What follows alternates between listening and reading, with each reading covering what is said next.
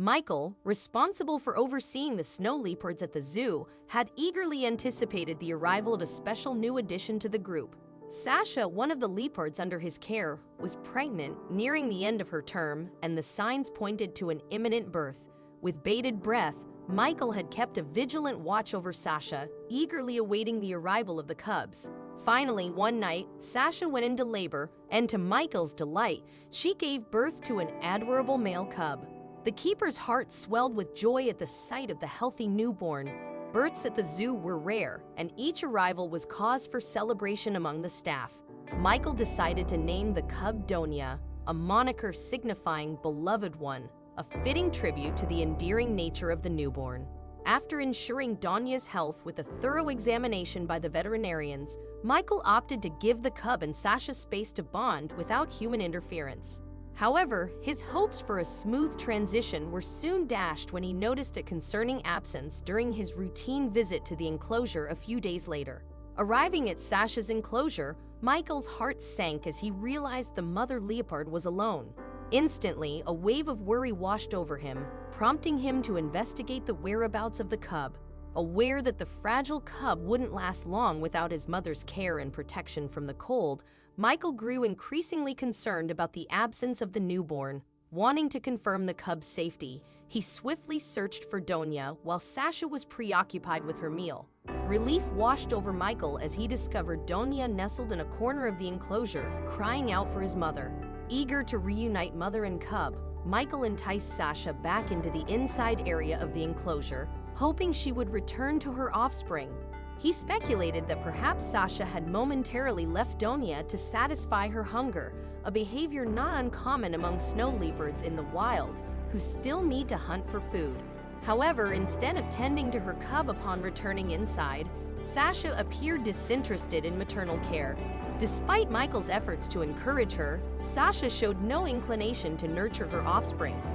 Concern heightened when Sasha exhibited signs of aggression toward Donia, prompting Michael to take immediate action to protect the vulnerable cub. Realizing that Donia's survival depended on intervention, Michael made the difficult decision to separate the cub from his mother, as Sasha's behavior posed a grave threat to the cub's well-being. Now facing the challenge of finding a suitable caretaker for the baby leopard, Michael was determined to avoid human intervention to prevent dependency on humans. His first attempt involved reaching out to other zoos in search of a snow leopard mother who could potentially adopt Donia as her own cub. However, this effort proved unsuccessful as no other snow leopards had recently given birth. Turning his attention to alternative solutions, Michael discovered an animal shelter nearby and inquired about lactating dogs. To his delight, the shelter had a mother dog named Rosie who had recently given birth to a litter of puppies. Excited by the prospect, Michael proposed fostering Rosie and her pups so that Rosie could nurse Donia alongside her own offspring. The shelter agreed to the arrangement, with the understanding that Rosie and her puppies would eventually be available for adoption once the puppies reached the appropriate age. The following day, Rosie and her puppies arrived at the zoo, where they would be closely monitored by Michael to ensure the well-being of both Rosie's litter and little Donia. After settling the canines into their new surroundings, the time had come to introduce the leopard into the mix. Michael felt a bit anxious about this, fearing potential conflicts or rejection from the mother dog. However, his worries quickly dissipated as the leopard and the dog formed an instant bond. To Michael's relief, Rosie welcomed Donia into her makeshift family with open arms. She treated him no differently from her own puppies, allowing him to nurse alongside them without any hesitation. It seemed like everything was falling into place. For the following months, Rosie and her puppies lived harmoniously with Donia at the zoo. They functioned like a cohesive family unit, with the strongest connection evident between Rosie and the leopard. Over time, it became clear that Rosie had developed a deep affection for Donia. They engaged in playful activities together, often chasing each other around the enclosure. However, the most heartwarming moments occurred when they cuddled up close to each other at night, with Rosie seemingly standing guard over Donia as he slept. As the weeks went by, Rosie's puppies found new homes, leaving Donia as the sole remaining member of their little family. Then came the day when it was Rosie's turn to be adopted. The shelter staff contacted Michael to inform him that a family had chosen to adopt Rosie. which meant she would be leaving Donia behind. As Rosie was led away towards her new life, Donia whined, clearly distressed by the separation. Although he was now old enough to fend for himself and eat solid food, he would deeply miss his adoptive mother. Rosie, too, felt the emotional weight of the moment, giving Donia a tender lick on the nose before departing. In the following years, Donia sank into a profound depression, grieving the absence of his canine mother and longing to see her again.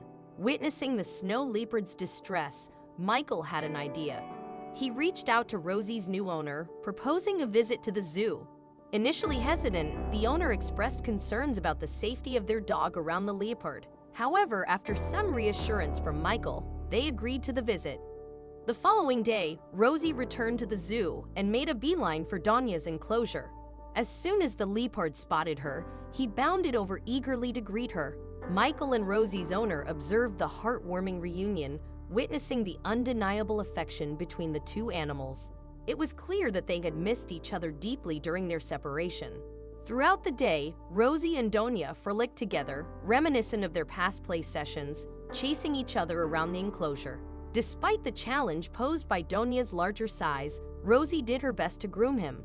Eventually, they tired themselves out and settled down to sleep side by side, their reunion bringing them comfort after years apart.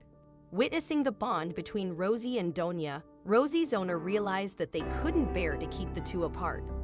They pledged to bring Rosie to visit Donia as often as possible.